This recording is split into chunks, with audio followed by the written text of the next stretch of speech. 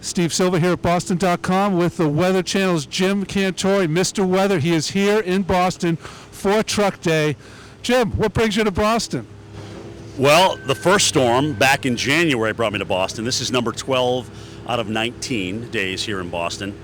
So it's been a long ride, man, and I'll tell you, it's kind of incredible when you think about it. We haven't had a day that's gotten to 40 degrees, and we haven't had many hours that have gotten above 32. So as much snow as we had, it's not melting. Well, what's the story with this next storm coming this weekend? Are we getting significant snow, and then are we getting a record cold pattern up here? How much can we take? Yeah, now we start mixing big cold with big snow, and that's not good. So no more melting, but I think this is going to be an impact event come Saturday evening and into Sunday for Bostonians and really much of eastern New England. Right now, all signs point to a blizzard. The big question is, are we going to see that as far down as Boston, or is it just going to be the Maine coast? So at this point, the jury's still out. But either way, I still think it's impact snow for Boston Saturday night and Sunday.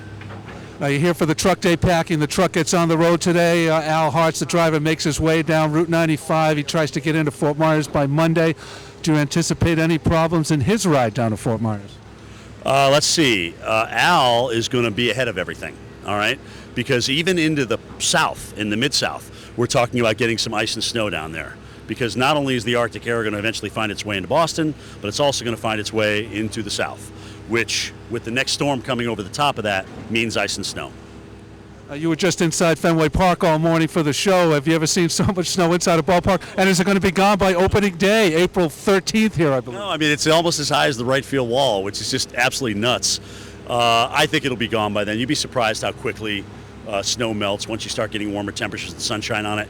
And even, David said to me, he goes, look, if it doesn't start melting once we get into March, we're going to actually put black sand over the top of it, which, because of the black color, it'll absorb the heat from the sun and actually help to melt the snow. But unfortunately, before we get there, we're going to be adding more snow to the pile.